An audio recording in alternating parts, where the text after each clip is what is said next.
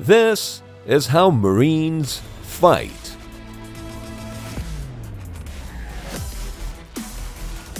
Even without all that sand, I can tell you firsthand that 30,000 pounds of metal hovering right over my head was a breathtaking experience. But I didn't just see it once. For 4 straight days, I joined the United States Marines as they repeated the exact same assault. The same aircraft, the same explosions, and the same objective of capturing an airfield. It was like Groundhog Day, but with Hellfire missiles. But here's the twist. Each day, I was embedded with a different part of the assault force. Where they ran, I tagged along. What they rehearsed, I followed behind. When they flew, I was right by their side. And once they jumped down the helicopter, I made sure the footage was stable. It's not a secret that the Marine Corps has a secret sauce to win wars. More specifically, a 4-part formula that was officially adopted in 1963. And you're about to see how it's done. But why touching a hovering helicopter can get you killed. How heavy-lift aircraft with limited maneuverability can avoid enemy fire. Who puts a knife on a helicopter that's already armed to the teeth? And why a US president ended up formally apologizing to the Marines? It's not what you think. The United States Marines use the same unique formula for all their missions, whether it involves over 2,000 of them as part of a Marine Expeditionary Unit, or if it's just a handful of them for a specialized operation. And they call it MAGTF. MAGTF is an acronym that stands for the Marine Air Ground Task Force. And this is a unique concept of operations that really only exists in the Marine Corps. The Army has a land force, the Navy has ships at sea, the Air Force is focused on air power. The Marine Corps brings together all of those things in the Marine Air Ground Task Force. Because Marines own and control the air, ground, and logistics elements, the coordination is tighter. And since everything is unified under one commander, the decision loops are faster. And we bring them together, and the whole is worth more than the sum of the parts. So let's see that in action, starting with the ones who own the skies, the air combat element. The F-35 Lightning II is typically the first aircraft to go in, not to bomb, but to observe. The F-35s are famously known for their stealth capability and air superiority, but they're also equipped with advanced sensors that can collect radar emissions, identify air defenses, and map enemy positions. This happens before even a single Marine steps boots on the ground. If you had a chance to pick the brains of a seasoned F-35 pilot, what would you ask? Is the cockpit roomy? Would I fit in it easily? Is there a limit for 6'3"? You'd fit in it. Then I realized the F-35B is a one-seater, so I would never experience flying in it anyway. The F-35s are also used to soften the target. They may temporarily disable the enemy's air defenses, for example by jamming the radars, or permanently destroy the missile launchers and command centers via air-to-ground missiles. Remember when the US government abducted the Venezuelan president Nicolas Maduro in January 2026? Everyone talked about the US Army's Delta Force carrying out that operation. But according to some news outlets, it was the Marine Corps' F-35Bs that destroyed Venezuela's air defense systems to establish air superiority. Only then the US Army helicopters inserted the Special Operations Forces. The F-35s are extremely maneuverable. But who knew pulling 8 Gs feels just like having a massive Thanksgiving dinner? My body feels as if it weighs over 1,000 pounds. Where do you feel it?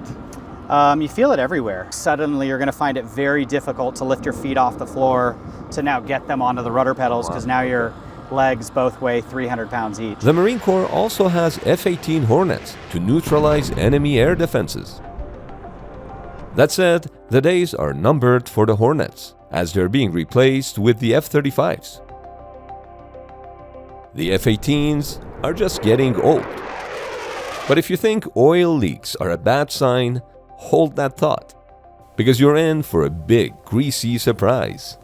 But first, keeping track of all the info to make this video was a lot more manageable thanks to our sponsor, Plod AI.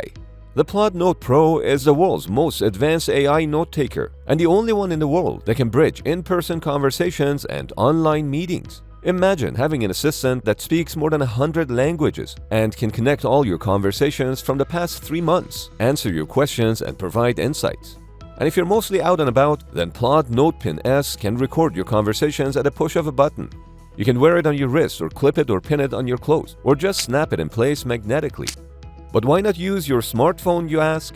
Well, the Notepin has 40 days of standby time, 20 hours of continuous recording, and doesn't get interrupted when a phone call comes in. Both the Note Pro and the Notepin can generate structured notes, whether you want a summary, a list of follow-up tasks, or a to-do list. There are 300 minutes of free AI transcription included each month, which means most people don't even need to pay a subscription fee.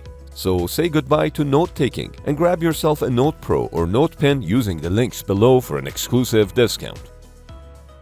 Once the enemy's air defenses are no longer a big problem, Marines send in the Cobras. The Cobra provides close air support by destroying ground targets.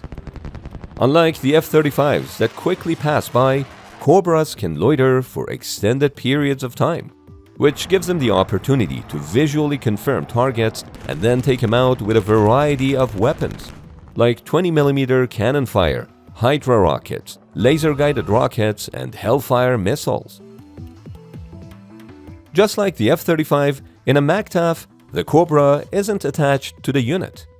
It's organic. They've been regularly practicing with the Marine ground units. This level of coordination allows for support in extreme proximity to the ground crew. The Cobras can really plow the ground. This was my first time seeing an AH-1 Cobra up close, and it was uncanny how narrow its cockpit was. Just compare the Huey's profile with the Cobra's. Yeah, why is this aircraft so narrow? So it's meant for survivability with a profile as skinny as the Cobra has. It was historically allowed it to avoid a lot of small arms fire when it was first built, kind of during that Vietnam time frame. So the thing we were most worried about was small arms fire. So they figured if you had a very thin cockpit that was basically the width of the aircrew themselves, it was going to improve that survivability. But Cobras also play an escort role for other Marine aircraft. It's the Cobra that sweeps ahead for threats to protect the formation of the UH-1 Hueys, CH-53 Super Stallions, and the V-22 Ospreys, and then suppresses enemy positions while those other air assets insert Marines and the equipment that they're going to need on the ground in order to carry out their mission. I think the pilot summed it up perfectly. Kind of like a bodyguard of the sky, if you will. And let me tell you, this bodyguard is armed to the teeth. You see this Xbox-looking controller? It can be used to operate the 20mm chin gun that's in the front of the aircraft. This 3-barreled Gatling gun has a standard capacity of 750 rounds. Is it the only helicopter that's got wings almost? It turns out those are not wings. They're called weapon storage, where you could mount anything from Hellfire missiles to guided and unguided rockets. Auxiliary fuel tanks can also be mounted here, especially that the Cobra cannot be refueled in the air.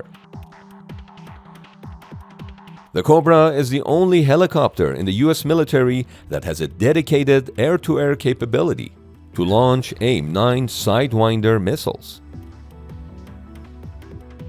That ball in the front helps with targeting during the day and at night.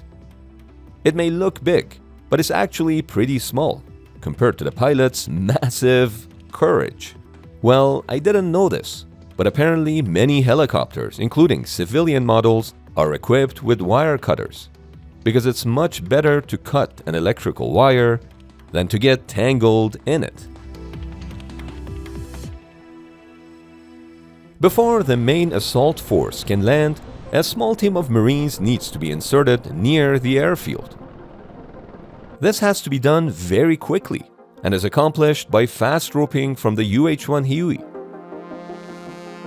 These Marines are pathfinders and forward observers who confirm runway conditions, mark landing zones, and further identify enemy positions. They're part of MACTAF's ground combat element. The Huey has a side-by-side cockpit design, in contrast to the Cobra's front and back cockpit, which makes it more roomy. There's also a crew compartment in the back, and that's where I joined the Marines for the duration of our flight. Fast roping is exactly what it sounds like. Grab, turn, and drop quickly, but not too quickly. Fast roping is done without a harness, so the only way for the Marines to control their descent is to use their hands and feet. Marines have special gloves to protect their hands from the friction against the rope. The rope is pretty thick, so they can also break using their boots to further control their descent, which over time can wear down their boots. You see this pin? That's the only thing connecting the rope to the helicopter's fast roping boom.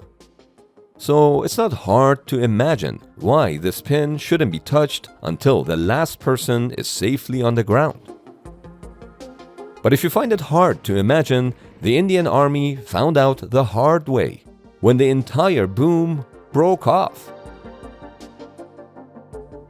Something inside the Huey's cockpit got my attention, right here. When we are coming into land, it's good to be able to look underneath here to reference the ground. So we'll look here and then we'll also look out. Usually we'll have doors on, so we call it our 45. We'll have a little window here and then be referencing both of those to know where the ground is, basically. This is called the chin bubble, and it also plays a big role in hovering the helicopter in place. When fast roping, it's critical that pilots minimize the chopper's drift, so Marines don't turn into a pendulum. That's why during a hover, pilots will look through the chin bubble at a specific reference point on the ground to prevent drifting. They keep these windows clean for that reason. Flying on the UH-1 Huey was really fun, but I should note that aside from transporting troops, Hueys can also provide escort support to other aircraft, especially that now it's time to bring in the Marines' biggest gun. Seizing an airfield is not just about landing a small team of Marines. Before the rest of the Marine Air Ground Task Force can come in, the airfield must be secured and defended. The M777 howitzer brings artillery fire, which creates a protective bubble around the airfield by targeting roads and suppressing enemy assembly for counterattacks. The JLTV provides mobility, and since it's armored, it can protect Marines against small arms fire and shrapnel from indirect enemy fire. And this helicopter is what allows Marines to transport their howitzers and JLTVs to the airfield.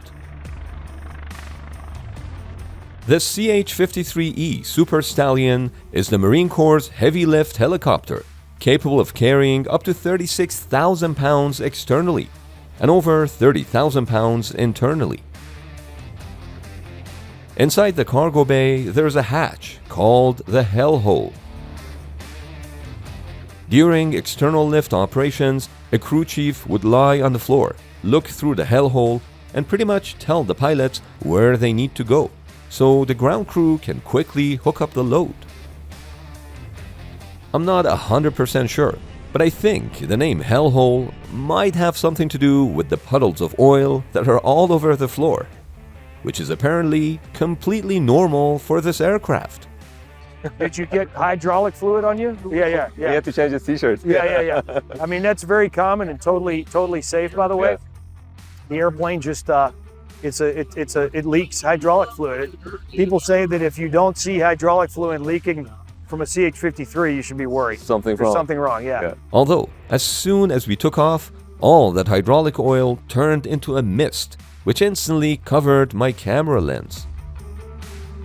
Let me tell you, sitting on the slippery floor next to the hellhole can be scary, especially when the aircraft starts turning. I was wearing a harness, but still, who wants to be hanging from the hellhole next to a JLTV in front of a few 100,000 people? But things are no less dangerous for those on the ground. It may not look like it, but what this Marine just did could have been fatal. See, as a helicopter's rotor blades spin through the air at high speeds, air molecules constantly rub across the surface of the blades. That friction causes electrons to transfer, which results in the buildup of an electric charge on the aircraft.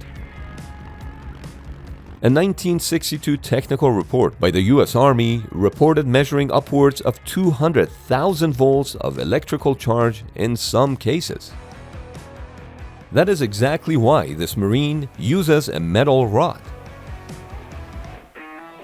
This is the Static Man, a member of the logistics specialists, also known as red patchers because of the unique red patch worn on their hat and trousers. The discharge rod is anchored to the ground using a wire. As the helicopter approaches, the Static Man taps the sling hooks with the tip of the rod repeatedly to discharge any built-up static electricity. Once both sling hooks are in place, his job is done and he moves out of the way. Sorry for the shaky footage, but during a hover, the CH-53 generates a rotor wash of about 80 miles per hour. As you can see, the rotor wash can easily lift up the heavy hatch door on the hellhole, so it can just as easily push a person around. Which makes you wonder, how can these Marines stand so close to the chopper and hook up the slings? The thing is, there is almost no rotor wash when you're standing right underneath the CH-53. It's exactly like being in the eye of a hurricane. Only once you start walking back, you get hit by the rotor wash.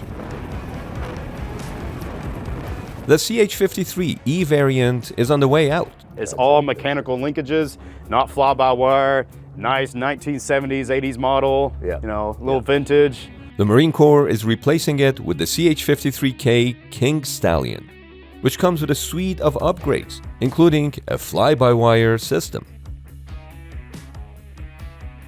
The crew chief made me a promise before he gave me a full tour of his aircraft, which by the way was absolutely fascinating, but too detailed to include it all in this video.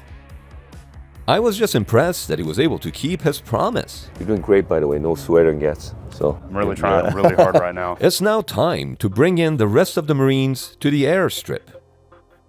For this part, I'm joining them on a V-22 Osprey, a unique yet controversial aircraft.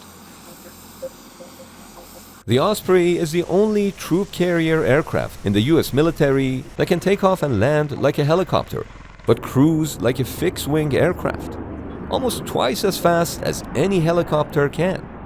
That's the unique part.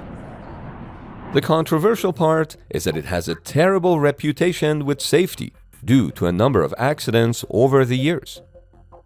At the end of 2025, we published a video just on that topic, so you can watch that video and make up your mind about the Osprey's safety record. But for me, flying on the V-22 was the easy part. The hard part started once we touched the ground, and I had to keep up with the infantry Marines, including the one that tripped and fell. Hey, things happen. That's why they're constantly practicing.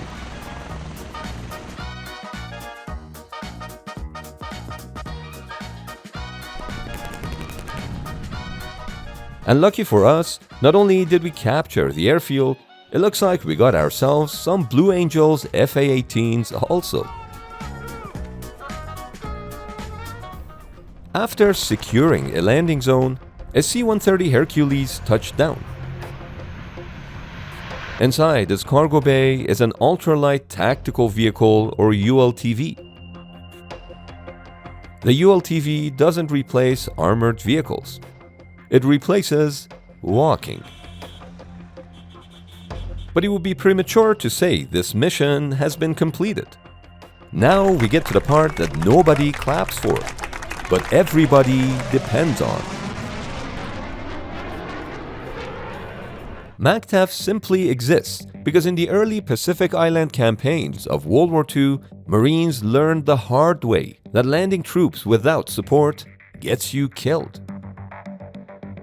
The air combat element and the ground combat elements of MACTAF cannot sustain themselves during operations.